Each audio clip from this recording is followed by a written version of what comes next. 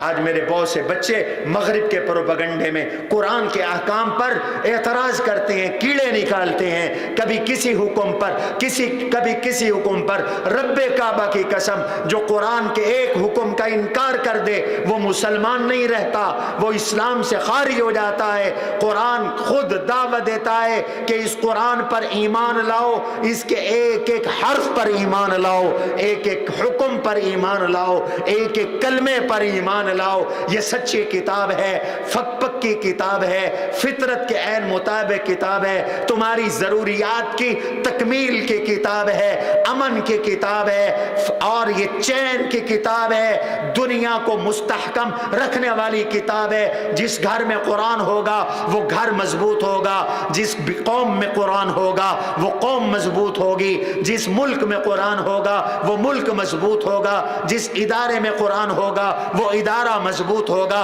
وہاں ٹوٹ پھوٹ نہیں ہوگی۔ رب کعبہ کی قسم، یہ ساری برکتیں قرآن میں ہیں۔